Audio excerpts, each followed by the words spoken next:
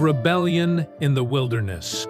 After the people refused to trust God and enter the promised land, the Lord declared that the unbelieving generation would wander in the desert for 40 years until they passed away. Yet, even in judgment, God showed mercy and gave instructions for the offerings and sacrifices their children would one day bring when they entered Canaan. He also commanded the people to attach tassels with a blue cord to the corners of their garments. These tassels were to serve as a constant reminder. You shall remember and do all my commandments, and be holy to your God. Numbers 15:40. Not long afterward, a serious rebellion erupted in the camp. A Levite named Korah, along with 2 men from the tribe of Reuben, Dathan, and Abiram, gathered 250 respected leaders and rose up against Moses and Aaron. They challenged them boldly. You have gone too far, for all the congregation are holy, every one of them, and the Lord is among them. Why then do you exalt yourselves above the assembly of the Lord? Numbers 16:3. Moses fell on his face and warned them that they were not really rebelling against him and Aaron, but against the Lord himself. The next morning, as the rebels stood with their censers offering incense, the ground suddenly split open beneath Korah, Dathan, Abiram, and their households. The earth swallowed them alive, and they went down into the pit. Fire then came out from the Lord and consumed the 250 men who had offered incense. The people were terrified, yet they soon began complaining again that Moses and Aaron had killed the Lord's people. A plague broke out, and thousands more died, until Aaron stood between the living and the dead with incense, making atonement and stopping the judgment. To settle the question of leadership once and for all, the Lord instructed Moses to collect a staff from the leader of each of the 12 tribes and place them in the tent of meeting. The next day, only Aaron's staff representing the tribe of Levi had miraculously budded, blossomed with flowers, and produced ripe almonds. This was God's clear sign that he had chosen Aaron and the Levites for priestly service. The staff was kept as a warning against future rebellion. Time passed, and the Israelites returned to the area of Kadesh.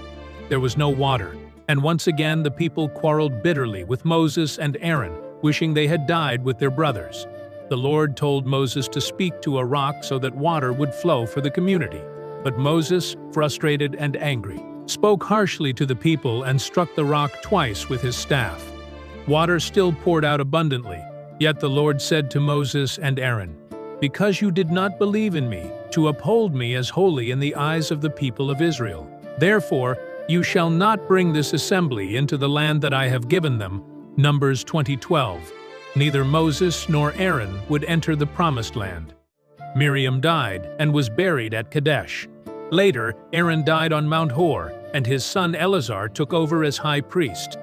The people continued their journey, facing battles and growing impatient once more. They spoke against God and Moses, complaining about the manna and the harsh wilderness. In response, the Lord sent venomous snakes among them. Many people were bitten and died. When the people confessed their sin and cried out for mercy, God instructed Moses, "Make a fiery serpent and set it on a pole, and everyone who is bitten, when he sees it, shall live." Numbers 21:8. Moses made a bronze snake and lifted it up on a pole. Anyone who looked at it in faith was healed and lived. This became a powerful picture of salvation through simple, trusting faith. As the Israelites approached the land of Moab, the king named Balak became terrified of their growing numbers and military victories.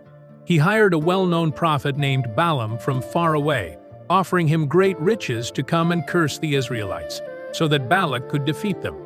Balaam knew he should only speak what the Lord told him, but the lure of reward tempted him. On the journey, his donkey suddenly saw the angel of the Lord standing in the path with a drawn sword. The donkey turned aside 3 times. Each time Balaam beat her. Finally, the Lord opened the donkey's mouth, and she spoke to Balaam, "What have I done to you that you have struck me these 3 times?" Numbers 22:28. Then Balaam's own eyes were opened, and he saw the angel who warned him to speak only the words God gave him. When Balaam arrived and looked out over the Israelite camp, he could not curse them, no matter how hard Balak pressed him. Instead, the Spirit of God came upon Balaam, and he spoke 4 powerful blessings over Israel.